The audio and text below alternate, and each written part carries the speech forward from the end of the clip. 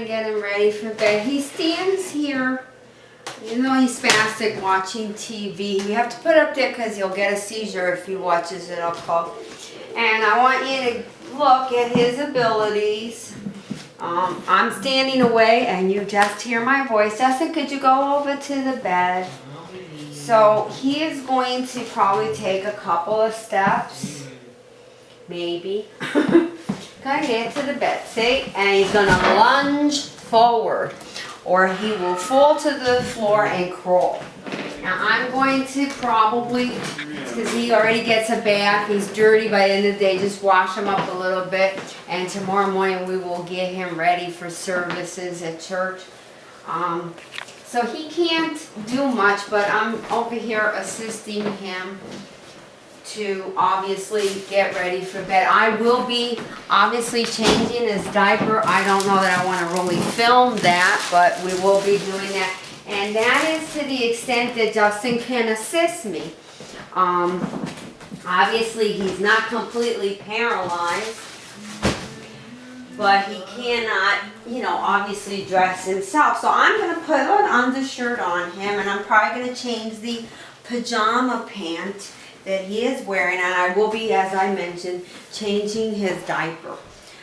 This is a routine every night. We give him his medicine. The room isn't very large, so the amount of walking, as you see, is holding on. Okay? And so he is kind of slow, and he could eventually get over here and then drop to the floor usually. And I could even probably ask him to do something like that. Justin, could you walk over to the end of the bed for me? Could you? Walk over here, Justin. See, he's looking for my hand because, again, he's probably thinking of dropping to the floor. Justin, are you going to try to walk a little? Now, when I'm saying walking, because he's a spastic quad, he is walking but while holding on. See these steps? Now, he's decided he's not going to listen to me, so he's just going to sit down. But what I'm trying to say is, yes, he's standing, but he's not standing free like I am. Okay, so I am likely, now I'm going to have to change his pajama pants, and I'm going to get a diaper out or two for him, because sometimes he could wet himself extra, and we have a lot of extras of these, so I'm going to put that, and I will be then administering his medicine that are, they dissolve in his mouth, and that'll be that, and he'll be going to bed. And this is a nightly ritual, but you will see more of how Justin moves around the house, and you can get an idea of the fact that he has mobility, but it's very limited, and he has a great disconnect between what his trunk does and what his, obviously his legs, you know, and his movements, because he's a spastic quad and he's Altoid here, and he's listening, and he's kind of chuckling that I'm demonstrating this, but he's going to listen to me and cooperate because he's probably tired from standing watching TV for a while. And so this probably is a conclusion of this. So there's just a few more things that I'll be doing, but I wanted to give you a little demo of what that is like. This is Justin coming down the stairs. He's a little slow doing this, but he's able to navigate them to a point. He usually does not fall from them, but you know, he's going to sometimes skip a step or something, but he's holding on as best as he can. Likely he's going to walk a little bit and then want to crawl the rest of the way to his seat. So see, he's trying to hold on. And he's going to eventually, I'm not going to help him because he's seeking for me to help him. And you're going to watch him probably drop to the floor because he's just not going to be able to walk independently after a while anyway. So he's holding on. There's a great disconnect. He's wobbling between his trunk and legs. And it's going to happen any second now. He's looking for me because he's lazy. Anyway. But I want to demonstrate how much can he really do. And it's coming. Justin, no.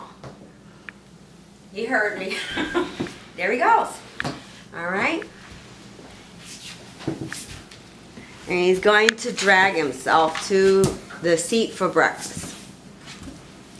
Then he lifts himself and he grabs the chair. That's what he normally does. And he doesn't need a specialized seat. I mean, his posture's just okay, but he can sit. And he's gonna wait to be fed. Justin can't scoop. Again, we have manipulation problems, so one of us will feed him. I normally have a lot to do, so the idea that I'm going to sit for hours with him would be ludicrous. I got to make the breakfast and make sure everybody is obviously fed. But, you know, somebody has to feed him. And, you know, he eats quite a bit for a very slim person that he is, so I'm giving him yogurt here that is non-dairy. I'm going to get some of his coconut milk, which he'll have. We're trying to use plastic cups to have less dishes because poor mom's always working. And believe me, not just with Justin. So I'm going to grab the milk and give him some, and I'll show you. And we tend to have to use unbreakable cups. No use of sipper seal is important because he tends to bite down on it, to hold it, to stabilize the cup. So you give it to him, and he's going to independently drink it. But he's going to bite on the cup, again, to stabilize it. So right now it's looking sort of bitten, but not too bad. By the end of this session, which we won't film the entire session, so I'm just giving him some oatmeal, some yogurt, and I have to do the dishes. I got to feed everyone else. We have to do several things. So sometimes if we have someone that can assist in that manner, you know, meaning my spouse or my son, we do it. My son is filming this right now, so he can't assist. Okay, so Justin's indicating to me with his hand and gesturing, hey, keep feeding me, Mom. I'm really hungry this morning, but that's... And he's making vocalizations while he eats. Now, sometimes he'll say words or whatever, but he's gesturing to me to continue to feed him. I think this oatmeal is a little bit thin. I'm going to put some granola in it, okay, Justin? So here's some yogurt. Now, you see, I will have to go and get the granola, so I have to stop what I'm doing. He's fine. He doesn't need my attention right now. He's sitting okay, and he's all right.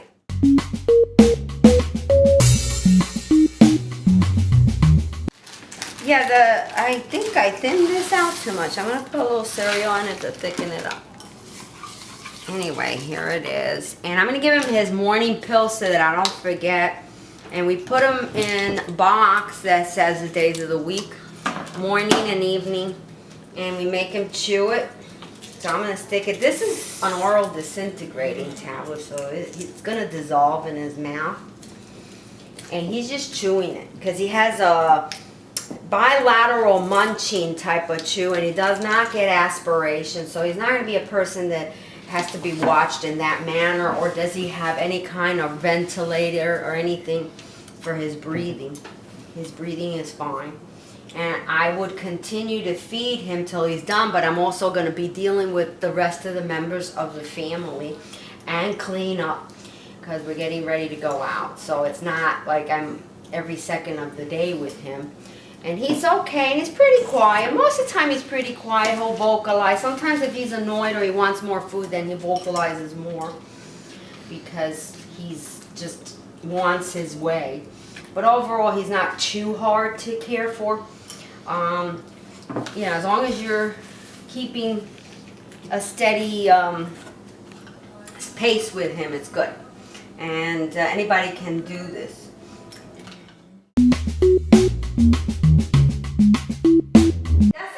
Up, and he pretty much wants the TV on, so I would go, we keep the TV away from him because if he looks at it straight up close, he could get a seizure from the movement. So he's got his tapes here. Let me just turn one on. And he's probably going to just get himself slowly out of bed. And there's not a lot of space here. Oh, he saw what he likes. So you can see his face. He left it at that point. So he can be quiet and watch TV, or he can be sometimes a little loud watching TV because he's singing along.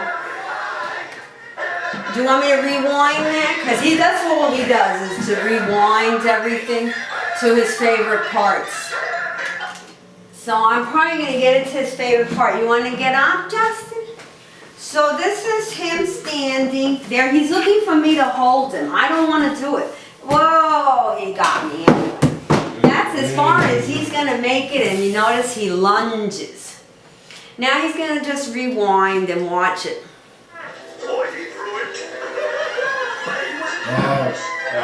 And some vocalizations will occur because he's happy. I'm going to get him ready to take a bath. This can be done by myself or my spouse. Of course, the aide, when she's here, does it. So I'm taking off his clothes because he can't. He wants the TV back on, but he's not going to get it because he's got to get a bath.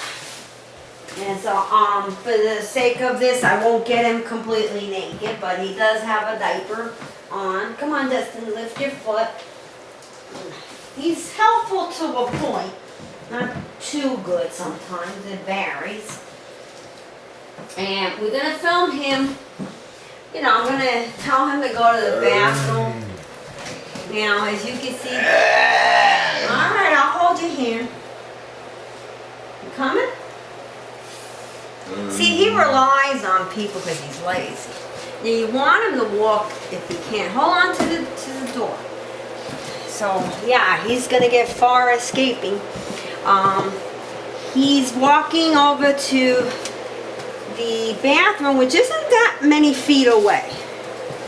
And again, he's looking for me to hold him, and I'm kind of refusing to. So he knows that I want him in there, so he's going to go in there. And I'm going to prep him for a bath, and we will film how I do that in a bit. Alright, in order to get him to cooperate, sometimes I put on some music for him. It's Disney. Come on, let's go. Come on. She's just standing while holding on. Not too fast either. Come on, we gotta get in the tub. So he's kind of happy that the music's on. Come on. Come on. So I'm gonna try to get him to hold on to the bar, which he just did. I'm gonna put this down. Come on, Justin. So I gotta kind of help him get in. I have his underwear on only because I don't want to film him undressed.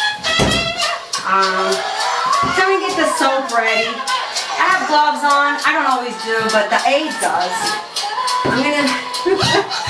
I'm so short, but I'm going to turn on the water and I'm going to bathe him, and I'll kind of give you a little glimpse of that. But, you know, he needs help with it. He's kind of lowering himself. He's deciding how comfortable he wants to be. And I'm going to have to shave him and stuff like that. And I will be testing the water, but I have other things to do because I'm going to have to make the bed, get everybody else ready. When they were little, it was like an assembly line. So I would have to, he drops everything in there. Just, you know, start to soap him up. And he's cooperating and quiet, so that's good. He usually is.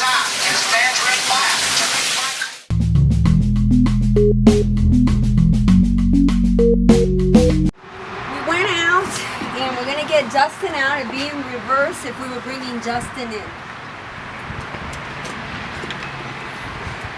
He needs assistance out of the vehicle, and he's going to try to get himself out, but it's kind of hard. He does okay to a point. Alright, maybe he's struggling a little bit. So he's leaning on me, and sometimes that hurts, but either way. And then I'm going to try to close the vehicle door and put him up against the vehicle. You see, he's kind of wobbly. I mean, he's I'm gonna encourage him to walk. And he's holding on again. And this would be vice versa if we were getting him in the car. And I'm kind of behind him, or the aide if it was the day the aide's here. And sometimes she just walks. But as you can see, his mobility is okay, but certainly not an independent person. In church, we brought him in with the wheelchair. If we went to a mall or somewhere, the same thing. We try to encourage him to walk and stand so he won't get any bed sores or anything. And because obviously it's better for you, we open the door for him. And then we have to get him, see, he sometimes doesn't correct himself very well. And we're gonna get him, Justin, pick up your foot. So he's gotta think about it, and he's going to then bring his foot up. And he supinates and pronates with his feet. Even with the braces, there is pronation and supination occurring. And now he's again holding on to the wall to come inside, and he's going to make it over to the desk and eventually to the dining table to have lunch.